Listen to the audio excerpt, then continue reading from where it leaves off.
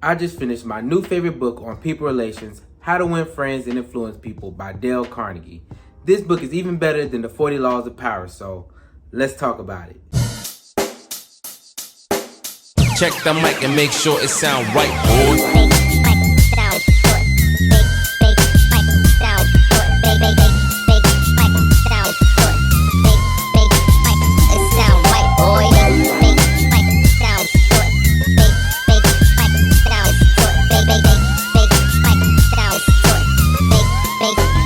It sound right, boy. What's up, y'all, and welcome back to the Richest Steve in Atlanta. Since I enjoyed this book so much, I've decided that I might as well create a 4-part series breaking down each principle in this book and bringing it to y'all in a fresh and new way. Make sure that you check this out before you read the book, or you can use it as a yearly refresher just to re-jog your memory. First, I got you. Why is this book so great? Well, it's structured in a way that gives you feasible principles, and I mean easy to use principles when it comes to handling interactions between yourself and other people.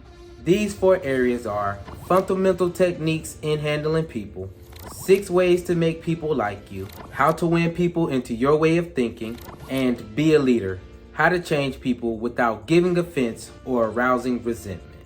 An example of how easy these principles are to use comes from 6 ways to make people like you. A simple way to make a good first impression is to use this principle: smile. Now, we all know smiling is just something that is very simple to do, and if you use it, people will often remember you. I'm telling you, all the principles are just like that, and I've already been able to implement them into my daily life. Like, I use them at work, I use them in my relationship, I use them with my friends, and the crazy part is I can already see how much of a difference applying these principles to my life has made between me and those people. Alright, starting with part 1, fundamental techniques in handling people. Chapter 1, if you want to gather honey, don't kick over the beehive. This title is really just explaining principle number 1. Don't criticize, condemn, or complain. People don't criticize themselves, so why should they let you?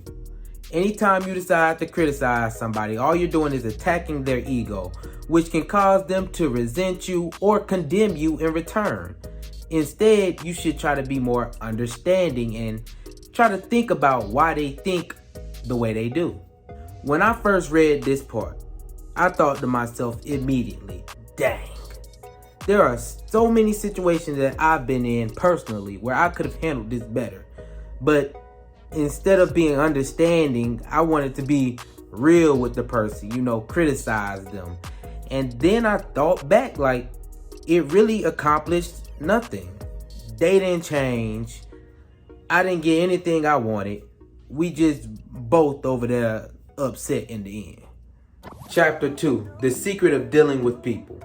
The secret is principle number 2. Always give honest, sincere appreciation. There is only one way to make someone do something, and that is to make them want to do it themselves. Of course, you could force them to do it, but you won't get anything good out of that. So, give people what they want, a desire to feel important. I don't know about y'all, but honest, sincere appreciation has always made me feel important. And the crazy thing is, my job uses this principle on me all the time.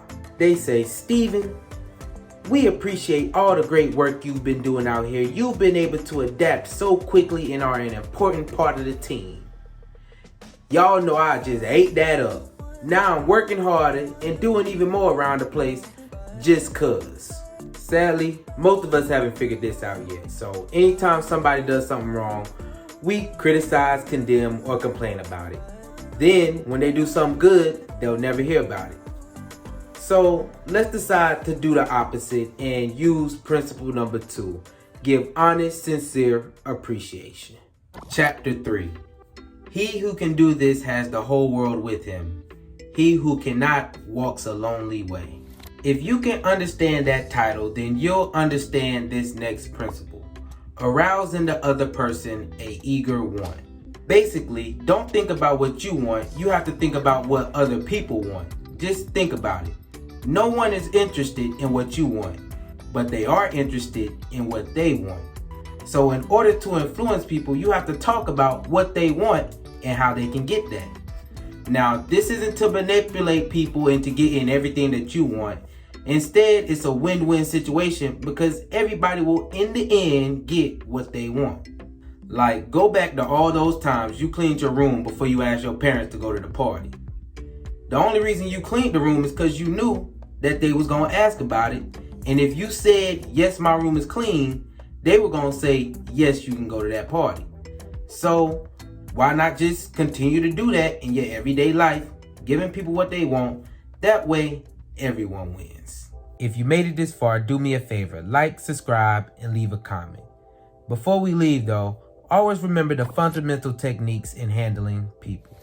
Principle number 1, don't criticize, condemn, or complain. Principle number 2, give honest, sincere appreciation. And principle number 3, arouse in the other person an eager one. Also, make sure you check out the rest of this 4-part series because as we continue, you will gain more knowledge on how to apply these techniques in your life. Thank you for watching. I appreciate you for tuning in. Peace, love, and riches. I'm out.